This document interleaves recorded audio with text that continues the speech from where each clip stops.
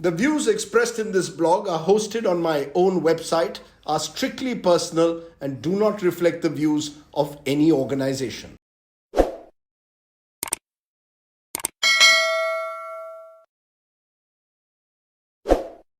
Hello and welcome folks once again to Straight Bat, my weekly video blog where I comment with a straight bat. Now what's in a shirt?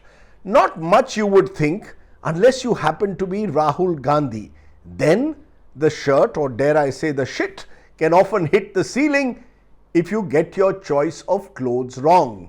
This week, the BJP questioned Rahul Gandhi's branded Burberry collared t-shirt that he was spotted wearing during his Bharat jodo yatra in Kerala, claiming that it smacked of elitism.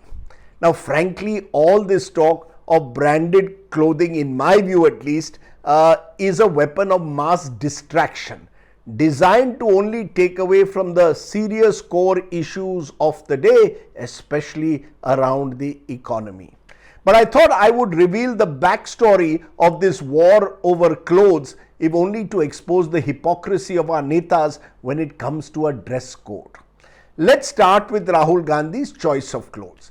The sense one gets from the outside is that Rahul Gandhi is someone who isn't too fussy about what he wears. So you will see him occasionally in a kurta with blue jeans, occasionally in a slightly worn out kurta pajama, sometimes in a light shirt and jeans, in winter in a Burberry jacket, and this time of course in a Burberry t-shirt. Now when I asked someone in Team Rahul whether their leader had a dress code for his politics, the answer I got was, Rahul doesn't believe in making a splash with his clothes. Please ask these questions to Prime Minister Modi. Now okay, so Rahul Gandhi, we accept, is not very fussy about his clothes. But then I might ask, where is the consistency in his public appearances? Because one day you will see him as clean shaven, one day with a stubble, a third day with a slightly graying beard. For a public figure, appearances should and do matter. But looking at Rahul Gandhi sometimes, it would seem after close to 2 decades in public life that this very good looking man still hasn't decided what is his best look. We are now told that he wants to present a youthful look in this long Bharat jodo yatra as someone who's out there with the people, hence the collared t-shirt. Well, no issues there, I guess, again, so long as there was consistency, not confusion. Should he really then be wearing an expensive branded Burberry shirt?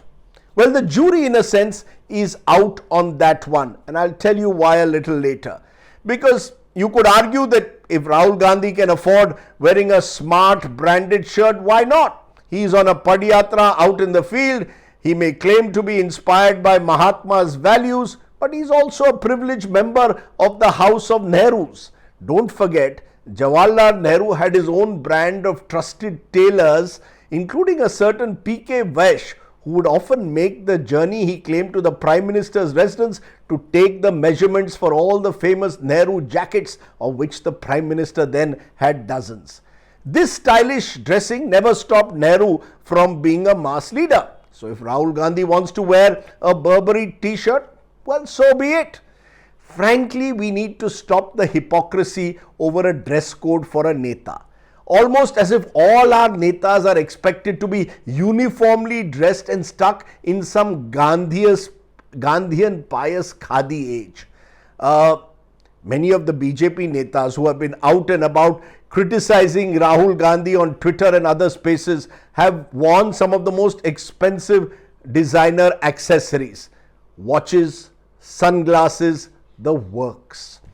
A few weeks ago, the BJP social media army was busy trolling the very stylish Trinamool Congress MP Mahua Moitra for her Louis Vuitton bag, which frankly is hardly something to outrage over. Ironically, Prime Minister Modi himself has a rather flashy upscale choice of accessories. Bulgari frames for his spectacles, Maybach sunglasses, Movado watch, Montblanc pens. The late Arun Jaitley of the BJP once told me how he gifted Mr. Modi many years ago a designer watch for his birthday.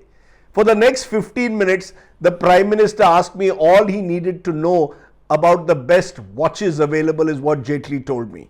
Mr. Jaitley, I might point out, also had a rather wide collection of watches and pens that he made no pretense of keeping under his sleeve. Of course, Prime Minister Modi is a well-dressed serial dresser, always impeccably turned out in public. When I first met him in the 1990s, it was either the full white kurta pajama or the half sleeve Modi kurta, usually light colored then, that Mr. Modi wore. Never creased, I might add, well starched. It was an Ahmedabad-based tailoring firm, Jade Blue, that would design the Prime Minister's clothes. Run by two brothers, Bipin and Jitendra Chauhan, that initially operated out of a small 250 square foot room in the old city of Ahmedabad and later moved to the more upscale CJ Road, where they have now got dozens of branded stores across the country with a turnover of over 200 crores. Interestingly, the Chauhans once told me that they would also tailor clothes for leaders across party lines. So, for example, they would stitch kurtas for Gujarat Congress leader Ahmed Patel. Only Mr. Patel wasn't very fastidious about his colors or the design like Mr. Modi or Narendra Bhai was. Even today, the Chauhans design the Modi kurta and jackets for the Prime Minister, although Mr. Modi has now, of course, moved much higher to more colorful jackets and stylish achkans for formal occasions. The only occasion that I sensed and we all sensed, I think, that the Prime Minister's dress sense let him down rather badly was during that infamous meeting with US President Barack Obama in January of 2015, when he wore this blue suit with his name embossed into the pinstripe.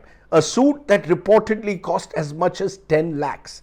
It was an exercise in narcissism, in vanity, that drew much flack and eventually led to the suit which reportedly he had been given as a gift being auctioned out.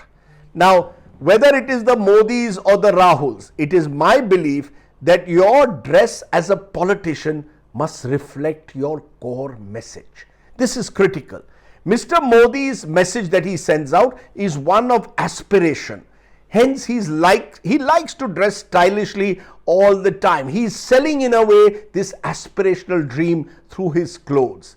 And Asaduddin Owaisi is always seen in his sherwani and topi in public because he wants to stick to his core Muslim political identity in a way. A Lalu Prasad would wear crumpled kurta pajamas with his hair disheveled because it was his way of emphasizing his subaltern caste identity. A Mamta Banerjee always wears white sarees with a light border design and rubber slippers because she wants to exude simplicity and, dare I say, a sense of sacrifice. A Mayawati, on the other hand, preferred her white salwar suits, pink bags and large diamond earrings because she wanted her followers to see herself as a symbol of this distinctive pink power. Jayalalitha, the other mercurial woman politician of our times, reportedly had more than 10,000 saris and 750 pairs of footwear, perhaps symbolic of her image as the Empress of Poise Garden. Now, one of the early politicians I met as a journalist was the late Murlibhai, the South Mumbai MP known as Murlibhai fondly, was the kind who had deep-rooted connections across Mumbai's corporate and political world. He was the kind who might have breakfast with a local Mumbai municipal corporator, but whose lunch or dinner would invariably be with an Ambani or a Godrej. Now, Murlibhai would almost always be dressed in a white shirt, black or grey trousers. I don't ever recall him in a kurta pajama in all the years, the favored dress of most politicians, especially Congress politicians. I asked Murlibhai once why, and he gave me a very interesting answer. Look, Rajdeep ji, I am representing one of the most affluent constituencies in the country. No one in my constituency really wears kurta pajama, so why should I?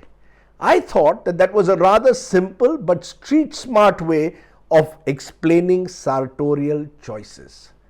Rahul Gandhi in that sense could learn from Murlibhai and maybe be a little more comfortable in his own skin when he chooses his dress code. Let me end though with another anecdote. In 1999, you might recall that the Vajpayee government lost a floor test by just one vote. Managing the election for Mr. Vajpayee was Pramod Mahajan. After the vote, Mr. Mahajan was looking rather glum in his starched white kurta pajama. He was also always very smartly turned out. That night, Mr. Mahajan joined us in the news studio for a chat show. Guess what he was wearing? Smart black shining shirt, tight black trousers and a shining golden belt. I am going to a party with friends so that I can get over the defeat in parliament, he laughed. Netas change along with their mood.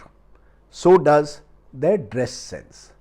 We should therefore more worry about the values that our netas truly embrace and represent rather than the branded clothes they choose to wear. Think about it. That was the Straight Bat. Do of course subscribe to my YouTube channel for many more such videos. For now, stay well, stay safe. Jai Hind, Namaskar.